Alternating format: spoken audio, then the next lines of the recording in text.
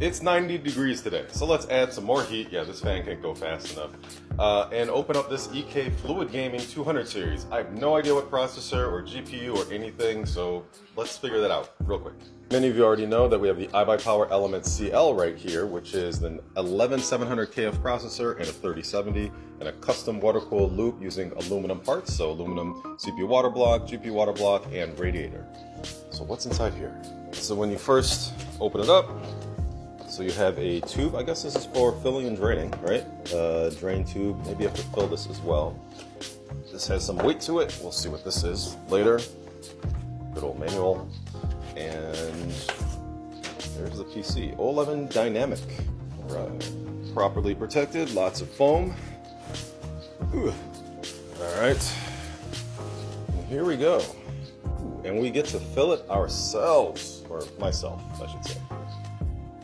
Please fill the distribution plate before powering up the system. Full instructions can be found inside your quick start guide. Read setup guide before starting. Which is you.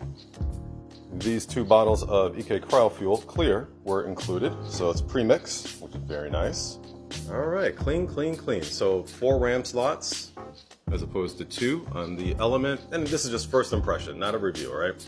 All the lines, just at first glance, look pretty darn good. This one is bent a little bit, so maybe this tube could have been shortened some. These are the thinner tubes, so personal preference, we like thicker or thinner tubes. It doesn't make a difference because all the bottlenecks are going to be in the fittings anyway. And I prefer the thicker tubes, like these. That's what I prefer. And let's see here, radiator right here, very interesting because the fans are on the back side. So it's an interesting look that they went with there. Another radiator up top. So we have 2 radiators in this system as opposed to the one right here. I think this one is thicker though, as opposed to these which are thinner, but this has a lot more surface area for the radiators. No Wi-Fi on the motherboard. And this is the X570 Prime. So they added a Wi-Fi card right here. And of course the distribution plate with the pump. Yes, in the box we have the Wi-Fi antennas, more cables, ooh, and a sticker. All right, so first impressions, give it a thumbs up. Just the first impression. Wait for the review.